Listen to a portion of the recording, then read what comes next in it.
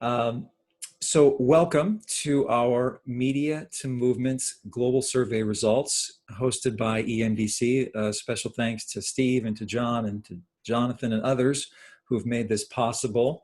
My name's Clyde Tabor. I'm the director of the Visual Story Network. And we're pleased to have you join us as we release the results of the Media to Movements survey that we did at the beginning of this year.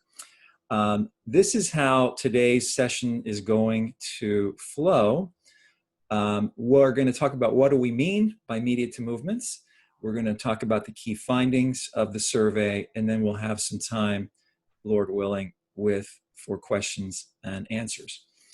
At EMDC a year ago in Holland, now a little over a year, a group of us got together who were involved in training people in using media to movements in different contexts. We began to talk and explore how can we do more together than we are doing alone. And so we decided that there was a need, as we've met over time, to put together a survey. And here, in fact, are our training coalition partners. I'm with the Visual Story Network, John Rawls with Kavanaugh Media, a whole group with Kingdom Training. Tom represents Visual Story as well as a couple of organizations, TWR Motion, Frontiers, and Media to Movements.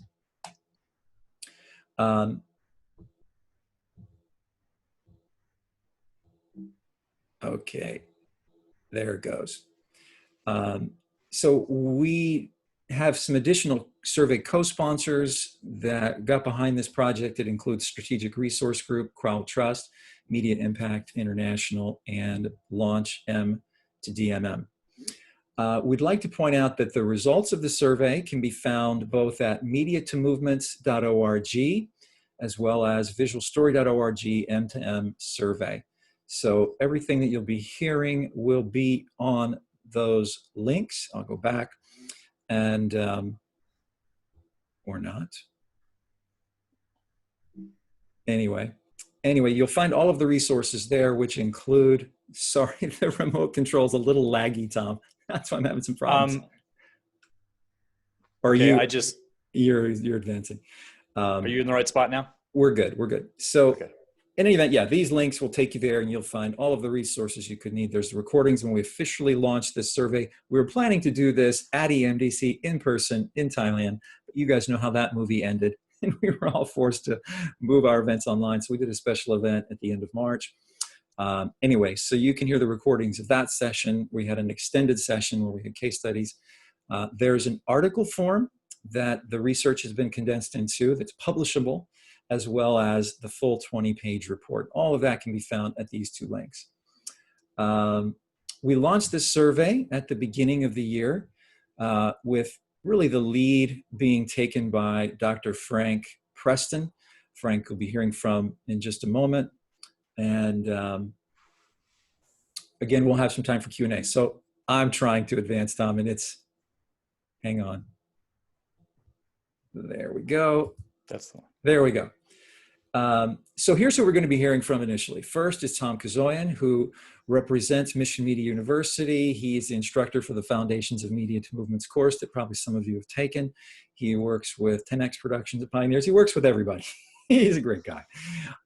And then we'll be hearing from Aisha, who is a coach and a mentor with the Media to Movements team, which is a part of Pioneers, but very much we're all a part of this larger training coalition because we all have the same end goal, is we want to see disciples made who make disciples to the ends of the earth. So Tom, I will turn it over to you and let you talk about a bit more about media to movements. Good. Well, the first thing I'm going to do is I'm going to play a brand new video from the Media to Movements team and kind of gives us an overview of what we'll see related to media to movements. We'll just do a quick introduction and then we'll turn it over to Frank for the survey results. So we will go ahead and watch this video first.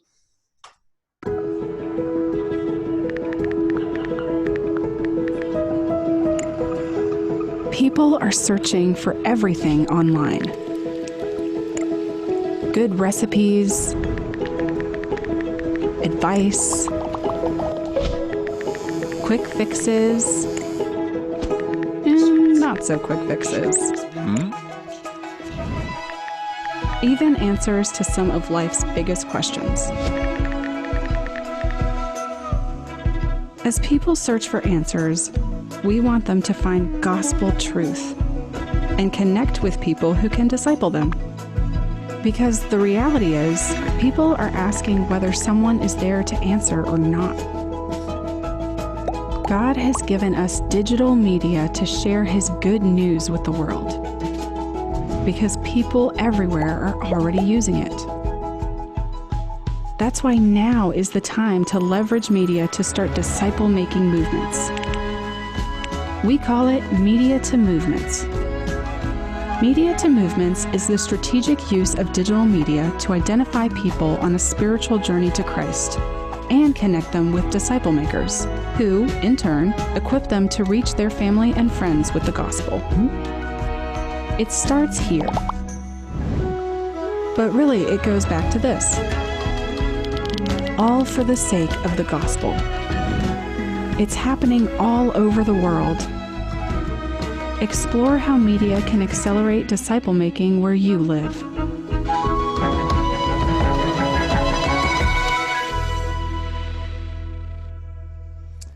Well, I want to thank first the Media to Movements larger team, and also especially the TWR Motion team for creating that presentation.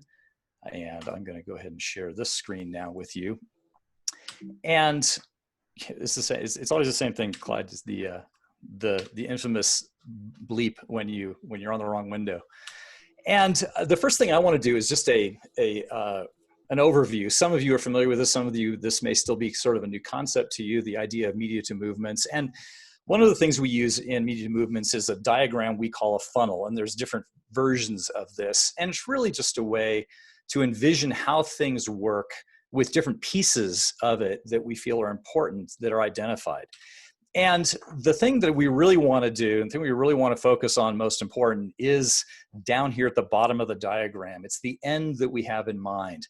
It doesn't really matter what our specific focus is or our calling or expertise, but all of us can look towards seeing multiplying groups of multiplying disciples in whatever form that takes. And what this takes is a shared vision and commitment among a lot of different players in a region or in a city, especially at the field level among team members and teams from different organizations who commit together to see this end. The funnel helps us see a gap between that we need to fill. There's this gap in between. There are seekers in every culture who exist in some numbers everywhere, who are looking for answers to life's questions, some of them very specifically looking for answers about Jesus. And how do they find and become disciples in multiplying groups? How do those individuals become multiplying groups? And what we want to do is we want to help seekers. Each one has an end. The seekers need to find disciple makers, even though they may not know it at the beginning. And disciple makers need to find ways to connect with seekers, but that's often a challenge in very unreached places. And the funnel gives us a way to think of a process with different kinds of elements that are involved in it. There is a media element, which is sort of the media too, but it's not necessarily the most important piece. It's certainly not the most important piece, but it's often the tool that God uses to first engage with someone who is seeking answers. And then there's a filtering section where this is often, in social media world, online responders who help engage, answer questions, and begin to walk with people in a journey.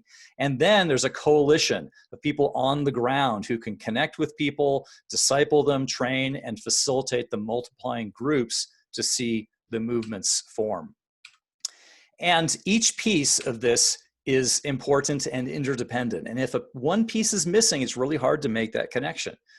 What I think is beautiful about what God has brought together today and in these webinars we've been doing is the kind of mutual commitment and trust between many different teams and organizations. It's a really beautiful thing. The last thing that I want to say is that this is a picture. It's a way to look at it, but it's not a prescription or a simple thing. We see how these pieces work, and their value, but it's not as simple, and it's certainly not linear. It doesn't just go simply and smoothly the minute you turn on Facebook ads or whatever technique you're using. But what we'll see today is how God is using different giftings and callings and linking us together in something that can look like this.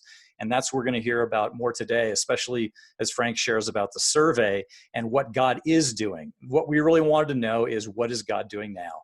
And how can we learn and improve and work together more broadly? So I'm going to hand it over to Aisha now, and she can tell you more about some of the specifics of how we did the survey.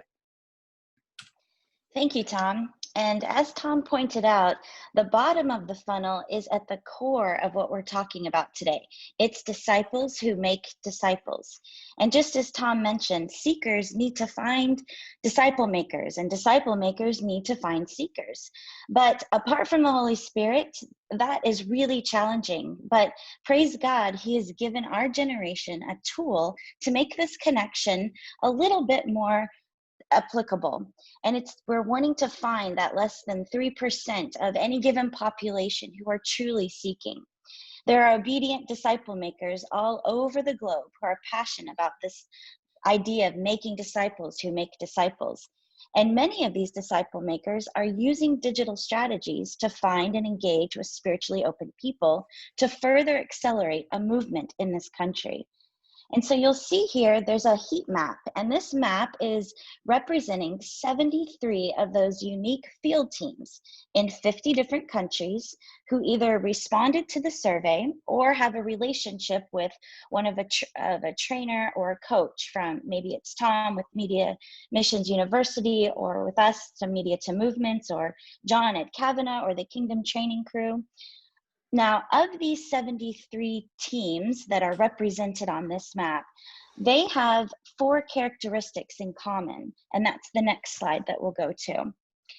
First off, they have a team of at least 2 dedicated people, whether that be national or expat. They champion this country-specific vision of leveraging media to identify and engage with spiritually open people, as well as mobilize and partner with other local disciple makers to join this unified disciple-making effort. Secondly, they have a country-specific evangelistic website or social media thread that is culturally appropriate to their context, and that is where they'll house all of their contextualized content. Now, thirdly, they use some form of customer relationship management system, such as disciple tools or smarter tools. This keeps track of the individuals who respond to them via web form, phone, or online messaging.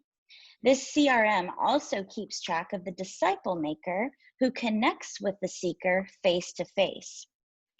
Now, lastly, a launched team is characterized by a team who has a field follow-up of a network of some sort, whether that's 2 or 50 people. It's all dependent on as to what stage of implementation that any given team is on. So let's take a look at that map one more time with those characteristics in mind. And you can see the various regions where these teams are located. The darker the color, that means there's more teams represented. Obviously, for security reasons, we didn't want to represent the individual countries, but it is encouraging to see where the varying degrees of activity of teams are generally located. And you'll notice that a large concentration of this activity is centered around the 1040 window, where the majority of the remaining 7,000 unreached people groups reside. Now, lastly, I just want to show you another frame of another map that kind of illustrates the larger cooperation with broadcast media groups. This map represents the regional partners who also responded to the survey that Dr. Frank Preston is going to tell you about. It is not complete, nor does it represent all of the media groups or organizations or ministries who are engaged in broadcasting culturally appropriate media to specific regions, but it does give you an idea of the broader reach and the necessity for field partnerships. The location of the circle or oval represents their unique focus geographically. Many of these partner media groups generate the leads for the 73 plus teams that were represented in the previous maps. So with this context in mind, we're going to pass the baton over to Dr. Frank Preston, and he's going to unpack what we've discovered from these teams who have responded to the survey. Dr. Frank, it's over to you. Frank, I've given you remote control again. Great, thank you. I was worried about that. Well, thank you very much. The survey that we did was really a lot of fun because it did represent how change is occurring in the world, and we're just excited. So let me just move on here. I just want to count. Let me see if this is going to work now. All right, here we go. All right, I'm not working. There we go. All right. This is the research on the training activity, how we outcome the work. What we generally always start out with is, what is some good research questions? What do you want to know? If you just can't research to wander around, is like, how are you doing or what's going on? We really started out with some very clear questions, and we took a very disciplined process to figure out what was the right questions we wanted to know. And one of the big things we wanted to find out was outcomes in terms of movements. And information has come in since this research is done, and we at the time did not find any movements. I mean, this was not in any of the slides later on, but since then we have been able to identify one movement that came from media strategy and one that's emerging. So there are some good outcomes. There also, we were most interested to you and to me was MTM practices and fruitful practices, and then how people were actually using the CRM and the internal systems. So we'll pick that up later on as we discuss. Let me know that I know that there's many of you who are English is not your first language, and I have a tendency as a researcher to go wild and talk very fast. So I'm going to try to slow myself down, as my wife says, and try to be a little more clear. So, plus I've had about 3 cups of coffee this morning. So, okay. What we chose to do is what's called mixed methods research. That's qualitative and quantitative. In other words, we wanted to have numbers, but we also wanted to have stories involved with our research process. And this is because we wanted to have significant clarity. It's like looking at it from two lenses to make sure that what we are observing is indeed accurate. We did survey 131 people. We had a response rate of 22%, which was about 23%, which is phenomenal. And we actually had about 2/3 of expatriates and about 1/4 were nationals. And this excited me because we wanted our emerging partners to have their voice in this process. We were focused on mostly focused on Middle East, followed by Southeast Asia. But as Aisha talked about, we did have responses from just about all over the world. And then, but one of the pieces was 3/4 of the results was Muslim folk outreach, but it's actually shifting toward Hindu and other work now. So it is overly representative of Muslim outreach. What we wanted to know was implementing a media strategy. How are people really implementing it? Are they just kind of taking a seminar and it's like, oh great, this really makes me feel better today, but tomorrow I'm not doing anything? What we found was over 56% of the people who actually took the training courses were full-on implementers of a media to movement strategy. And then if you look at those who are in process, that's another 24%. You're actually getting closer to about 75, 80% of people who took training are in some level of implementation. They really are interested in being helped by the media strategy. This is important because you want to know, is it really meeting a need? If it's not meeting a need, there would be low implementation. So we feel that this need is actually quite great. The observations we came that I'm going to unpack in a few minutes are that people were motivated. We'll talk about that. They were cross-trained and coached, and they did their homework. They actually are following the process of developing a good strategy. And then they got started. And this is hard. Sometimes just getting out of bed in the morning is a lot. And then the thing that just warms my heart is that it's multi-organizational and it's indigenous. People are just holding hands across the border and saying, let's just get the work done. Forget about our name and our branding. It's about Jesus and it's about the Father. Let me talk about it's motivated. Why did people take the original training? Some people were recommended by the supervisor, and some people thought this would be kind of cool to figure out what's new in the area and other things. But most people, 66% of people says, we are not seeing fruit in these hard to reach areas. And they took the training because they were looking to be more effective. And as a result of this motivation, this is probably why we have a high level of implementation. They started out with a great need and they went on and had that need met. How has this impacted their ministry? Well, 56%, again, this has actually impacted their ministry either significantly or quite a bit. That's very telltale. Some things we do helped us out a little bit, but that's a high number of impact. And then if you put in the middle range, which is it's another 32%, you're now still popping up around 88% of the people saw significant to high ranges of impact to their work. There was all kinds of quotes in the article about people who says, I've been in ministry for 8 years. And we saw virtually fruit in 1 month. We saw more fruit in the whole 8 years we did before. So we know that we're meeting a need. The work is actually helping out. And they're also one indicator of actually application is not just people doing material, but it's they developed a media plan.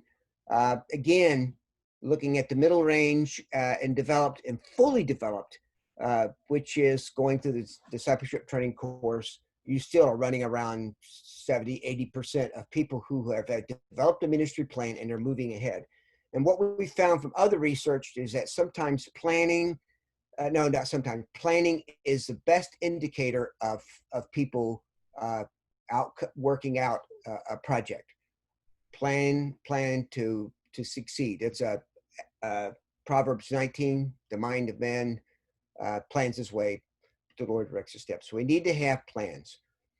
But the integration in your team strategy, people don't like their teams messed with. They got their manual, they got their handbooks, they got their team going on. And to actually change a team strategy is a big deal. So we have 21% of the people fully integrated their team, changed their team strategy, which means they quit doing what they used to be doing and they started doing this in order to see their effectiveness increase. Others have integrated, which means several members on their team are focused on doing a media strategy, and others are continuing to do their other important things. And then another 18% are in process. And those who are in process generally are ones that are trying to get permission from their leadership to move ahead on their strategy, or they're trying to develop their team plan. Those 18% are people who are active, but they're still lagging behind because of their own conditions. COVID is a drag on some people now. One of the things about effective teams is just start. Don't get it all right, but just start. What we found is that when we took from recommendations of practitioners, and these are people who are actually implementers, who says, what advice do you have for the people who are just starting something? About 35% is, 17% is just do it. Just step out and do it. You got to just wade into the water. You got to work on it. And the other part is make a team. And what that really means is we don't have enough bandwidth on our team, or we don't have the skill sets in our team. So they create coalitions. Right now I'm working with some people in Southeast Asia, and they are, I think, probably 6 different organizations all meeting together to actually make a team. And it's really a lot of fun to see that occurring. People were cross-trained and coached, and I can't emphasize how important this is. As Clyde and Tom mentioned, and Isa, is that there were multiple options for people to go through trainings, kingdom training, media to movements training. There was various ones, and but there was no observable sequence. And what people were doing is they're just taking the training that they knew about or were most convenient. But from their initial exposure, they took a second training and they took a third training. And then they actually took all kinds of various little things. So people are saying, I need to learn this. It's a learning process. It took me, and basically one of the key factors was most people had no previous background in media. So if you're feeling as though you don't have a media background, most people, way high, had no background, nor had people on their team had background. He says, this is a skill that I can learn. And they did, they learned it. And then one of the important pieces, successful teams had a coach. This is hard learning curve. You need people to bounce information off of. So they had a coach. They're multi-organizational and indigenous. This is the part that just excited me that came out of this. When we are rethinking, they had to basically say, what did you, who does the field follow-up for the seekers of your media ministry? Some people said their first choice was, about 60% was their team, but they also, their second choice was their team, but their first choice was a countrywide coalition. So people are starting to think more broadly and more kingdom-minded about how they go about doing ministry. And they work out the fuzziness of how people apply things on the field. So it's actually creating greater kingdom mentality in the field side and also on the media development side. The other part that's important is they do their homework. And part of doing their homework is research prep and then after that experiment. Now, the research prep often involves working with a coach. What is the questions that I need to know? I don't know how to go about doing this. And then after that, we help guide people on how to do the research prep. And then so this is about 30% of the people, and they're right in the middle of it, gathering data, trying to figure out what the personas are, who do we have to do our field research, what's our goals, what's our vision, what's our commonality. They do the prepping, and then they experiment on it. So very high percentages. What are some of the gap areas? What are we missing? And this is one of the things that we wanted to know. What is it that we're, what's going to be a problem later on? And there are 4 of them that we observed out of it. Advanced training on how to simply use a CRM. Again, we are all on a learning curve, so people may not even know what a CRM is. Training on data and how to use data from a campaign, from seed to fruit. How to use this for your own purposes. Training on when to pass seekers onto the field. And then a help center for special issues. What we found here, and this may be hard for you to represent, is that about 48% of the people who are using media movement strategies are using discipleship tools, which is a good tool, but that means 52% of people are not. They're not using their data to their benefit. They are doing the right things, but they're not collecting information that can actually guide them to the next level. We feel that one of the reasons is because people they don't really understand how to use data.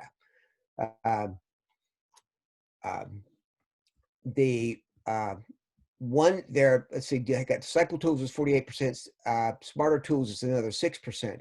But most individuals are not collecting useful data that can actually guide them toward the next level campaign. Teams need metrics toward DMM. Now, this is a media to movement strategy. There are other good media church planting strategies out there, but this one actually engages toward DMM. I was expecting if people are using this for DMM, you would have one of the key factors of DMM is measuring growth and reproduction and leadership training. What we're finding is that people are using what information they have just to see about engagement, and conversions are extremely high, and sacraments.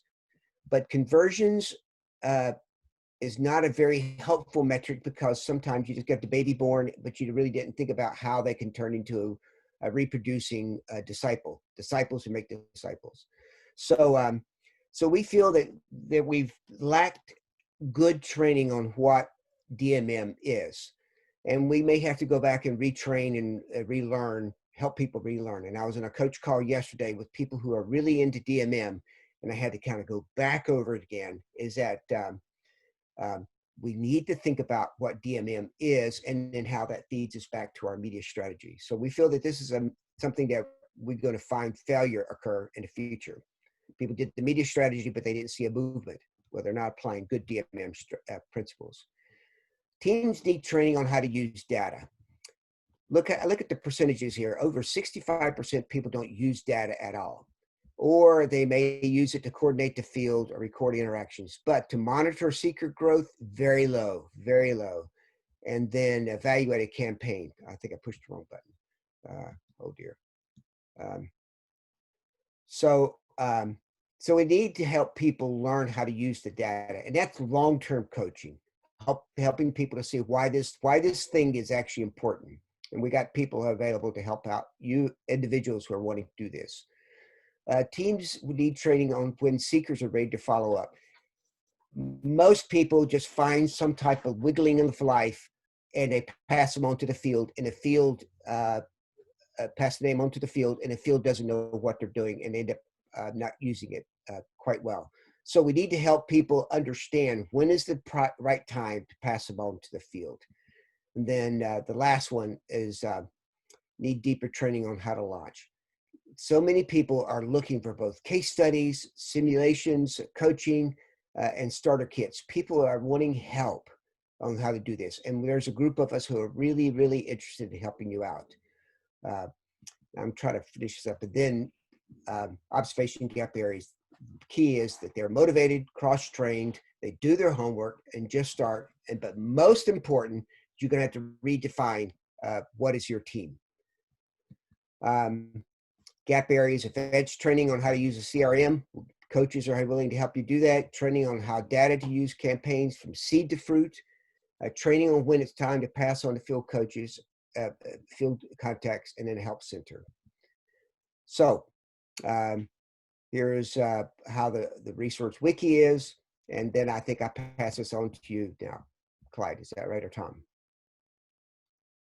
And I'm going to ask Aisha if you could cue it up, and Tom, allow Aisha to share her screen. Aisha, if you could just do a quick scroll through the new recently launched Media to Movements website, that would be great. Sorry, I didn't really prompt you with that one, Aisha, but. No problem. That's great. Thank you so much, Frank. And I'm happy to share about our new website launch. We hope that it'll be a resource to all of you. A lot of the content that's on it, even down to who the audiences are really derived from the research that you just heard from Dr. Frank Preston. So I'll just quickly give you a kind of an orientation to the site. And you'll notice up here at the top, there's the journey overview, which you can decide who you are as an audience member. Do you typically relate to a disciple maker? Are you possibly dissatisfied or looking for a different way to engage with seekers in your context?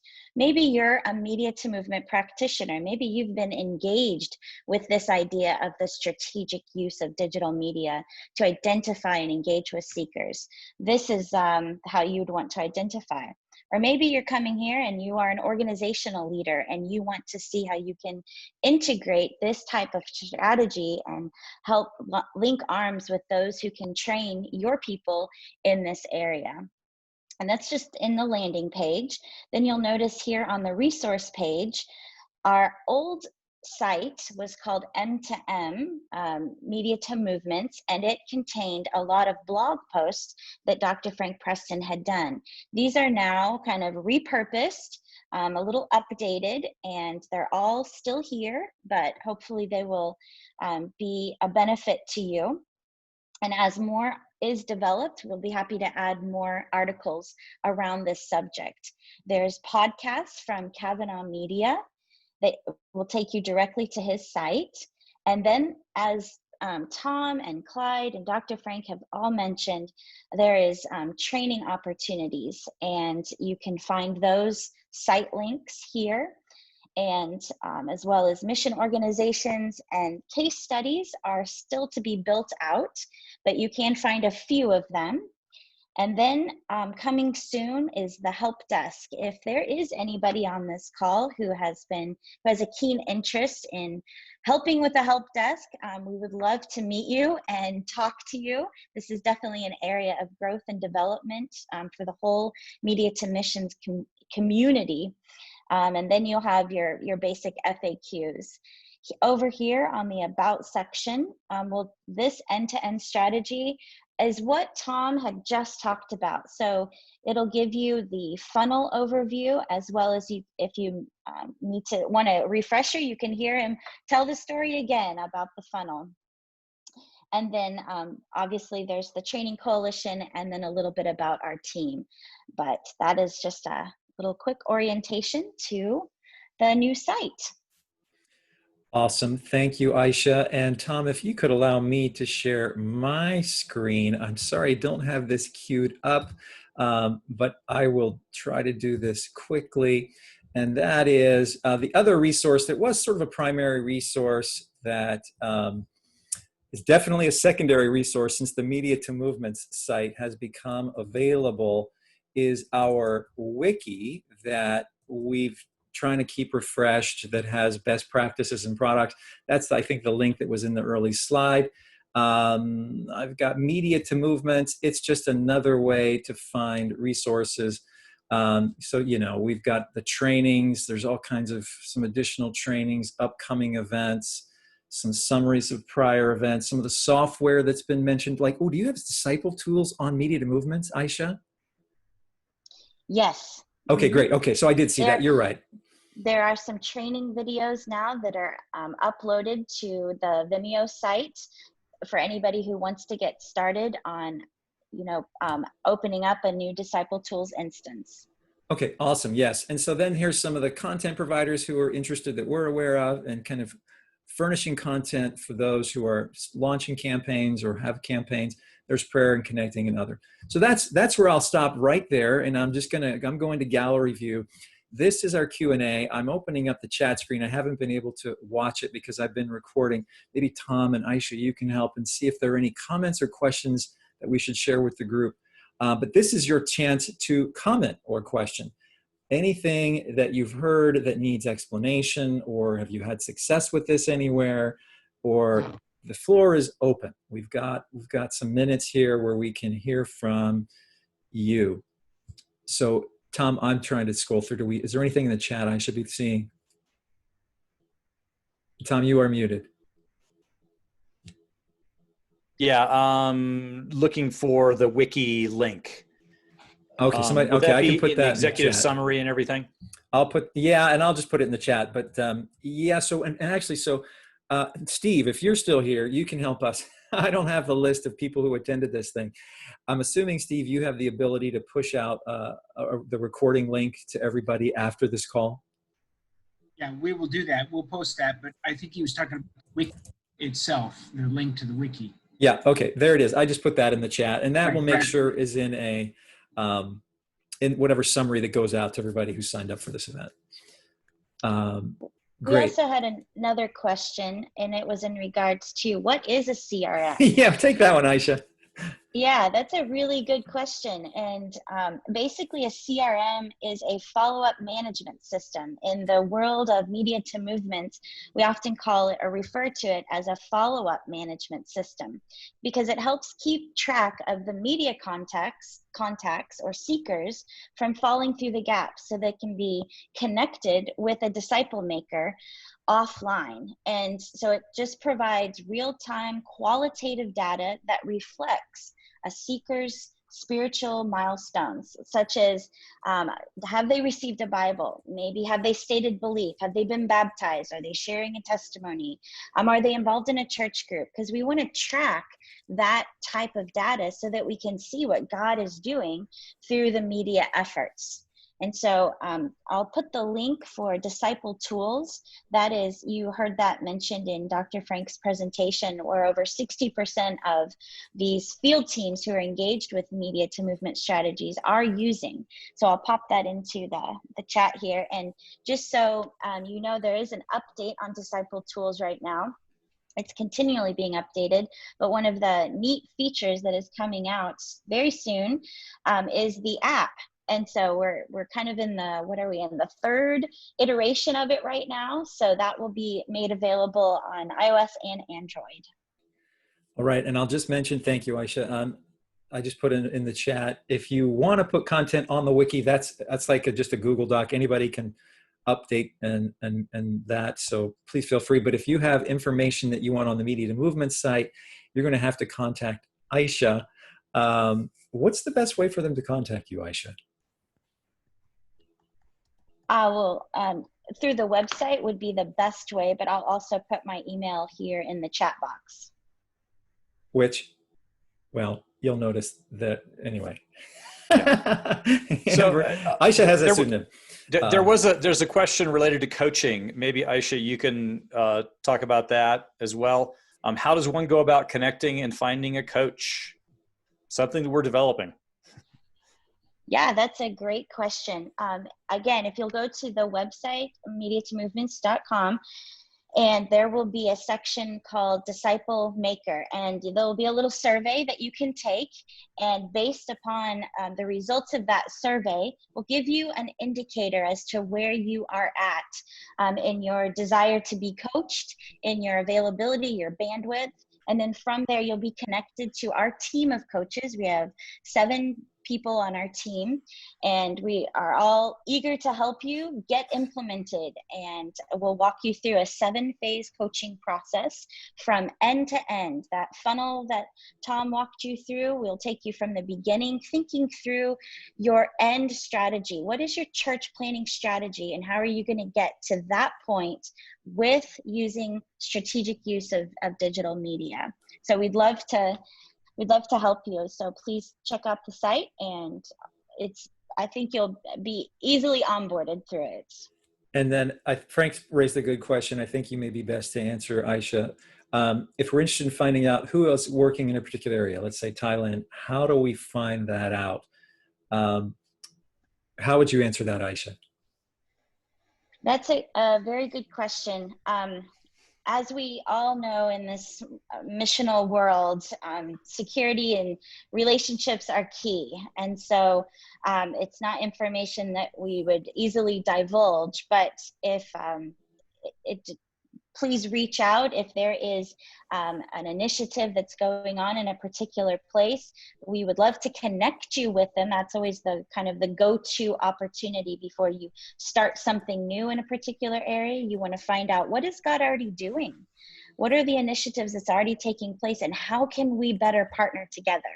And so, yes, it's not public knowledge that, we just put all those facts out, but please contact us. And if there is an initiative that's already existent, we'll be happy to make that connection point for you. Yeah, we're all connectors. And then kind of the beauty that Frank referenced is we are all in this together. I mean, this little working coalition of trainers is very much where I think, 8 different organizations, but we have one mission, and that's the kingdom coming and through disciples who make disciples. So we're all eager and willing to help. So I'll put my email in the chat. I think, the mediatomovements.org site, I think you have a contact thing there. You can reach out through that. We'll do our best, but we all understand the security things that Aisha was referencing. So here's one from James. In Canada, one cannot electronically track personal information without the written consent. Who are CMRMs being used with respect to privacy laws? Not who, but how. Okay, how? How are CRMs being used? Who wants to take that one?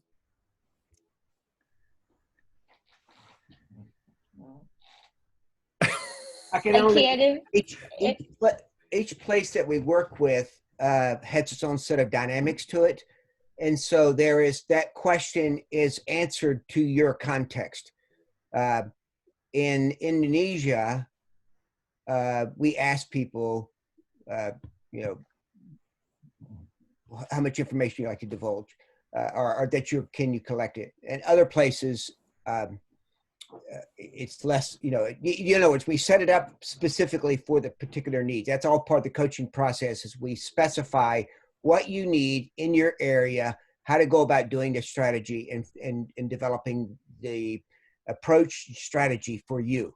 It's super tailored. It's not a one size fits all. This is why coaching is important, is you ask questions and we help ask questions so that you're developing it for you. This is all about you and not about us selling. And so, James, I'm going to guess that, Canada, like probably European countries, you got the GDPR, you've got legislation that you do not want to ignore. And so, that would be a part of the coaching process, is like, okay, how do you deal with that? How are these teams in Europe doing it? I don't know the particulars. Aisha, you may, but clearly, you've got to abide by those rules.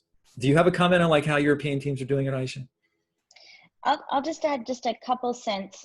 Whenever you collect data from an individual, it is based on that individual's desire and level of discussion as to what he or she wants to give you. So if you have a landing page that says, maybe there's 4 fields to fill out: their name, their email, phone number, maybe their address. I don't know to the extent of the data that you would want to collect on a landing page.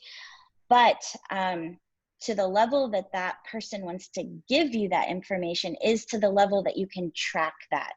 And that is with their consent. That is their quote unquote written consent.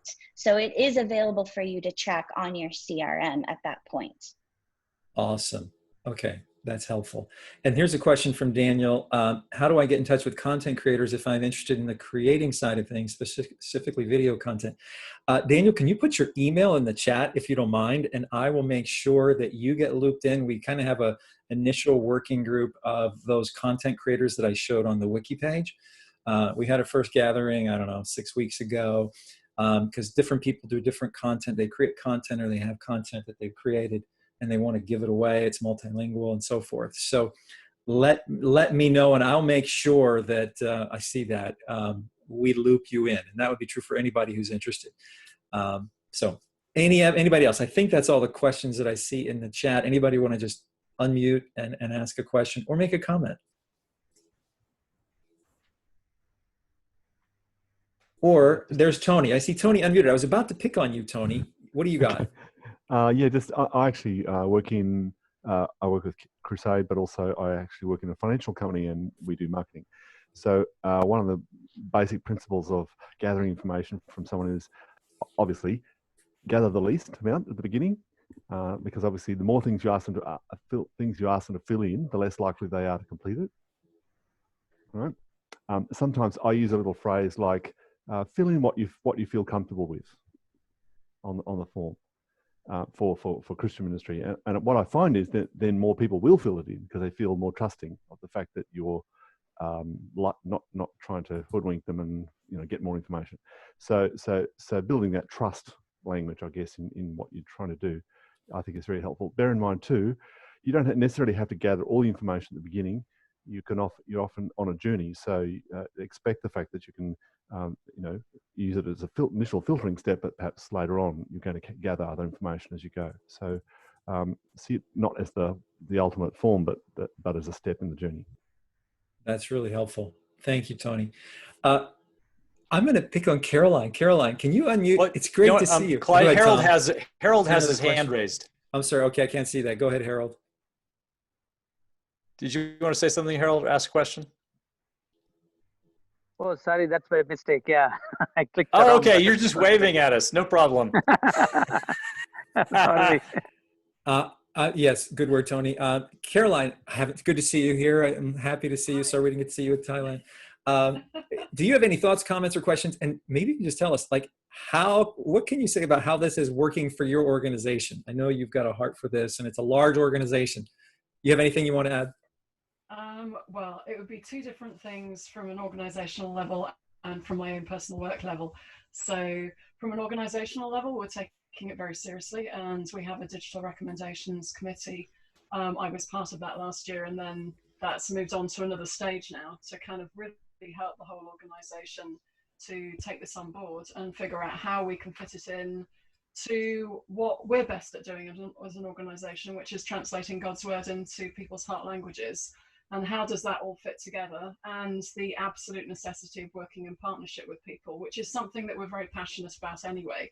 So this is taking it on to another level of partnership. And I think one of the biggest challenges is finding suitable partners on the ground who have the same vision, who you can actually work together with.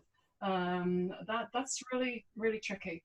And also the fact that most people who are involved in Bible translation have work up to here and don't have the capacity to actually step back and do this. But as an organization, we're trying to put into place so that we have people who are experts in this field who can get alongside and help people. But we're very much in a growth period right now, learning how to do this practically.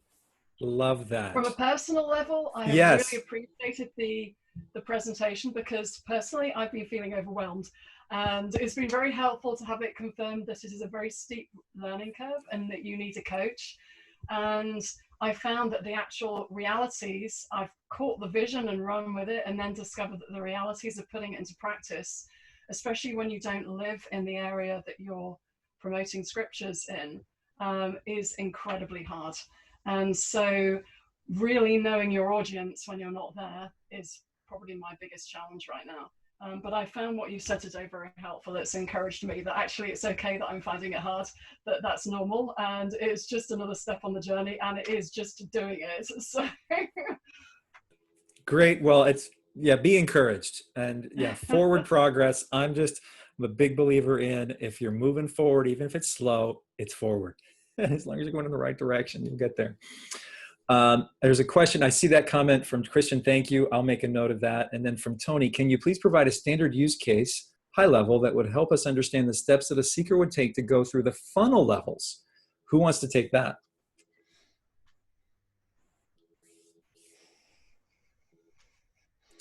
Yeah, I'm trying to think of a quick way to do a case study. Aisha, do you, or Frank? If you'll give me a second, I can pull up a couple slides that may be helpful. If there's another question for the next 30 seconds, though, go for it.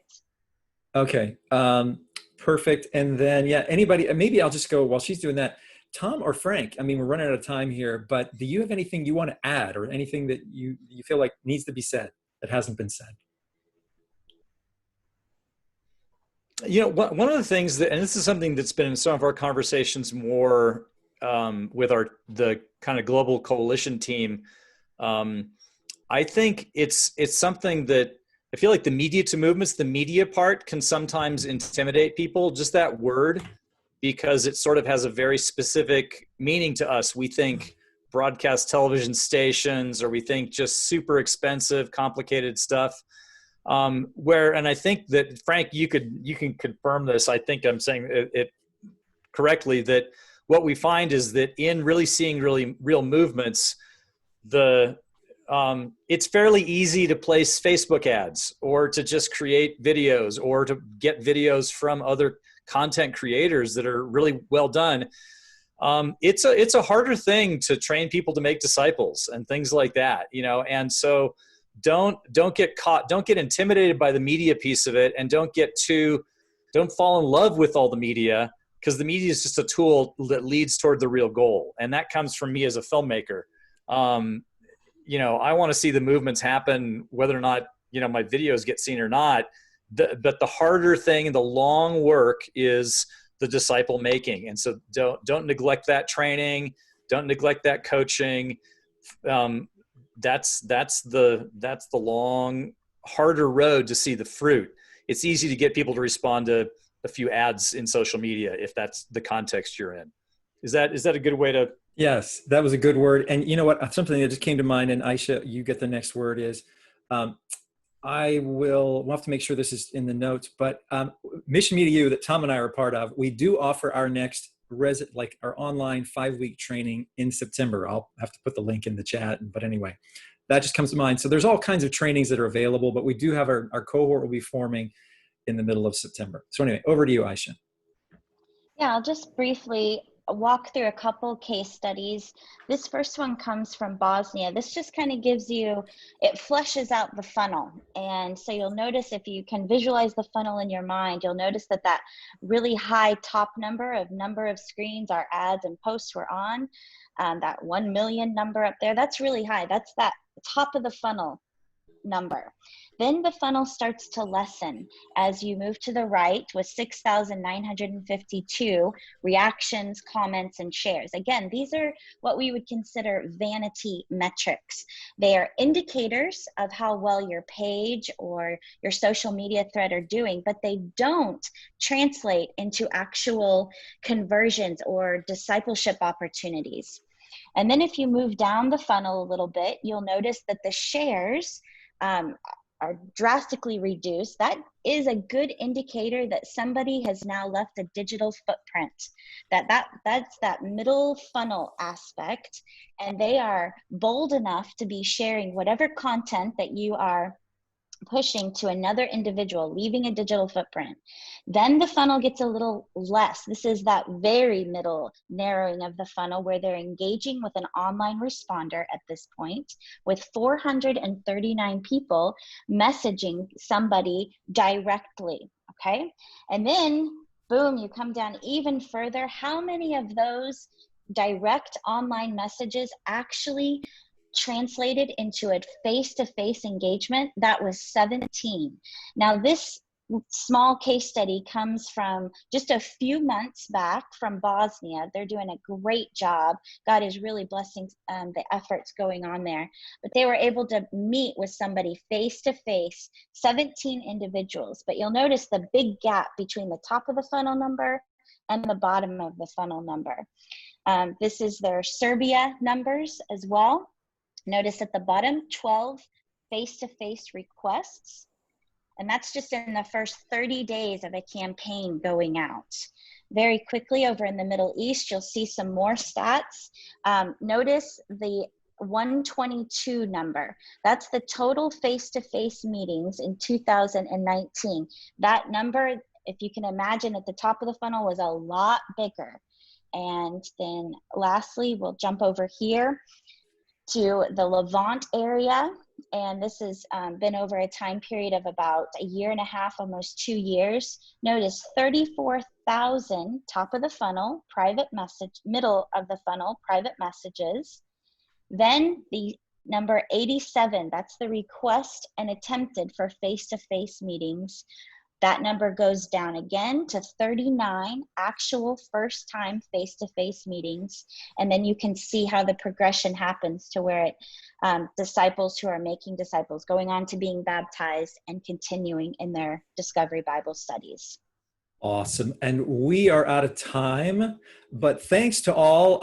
We're really grateful that you're here. We pray God's blessing on you as you seek to at least consider this strategy.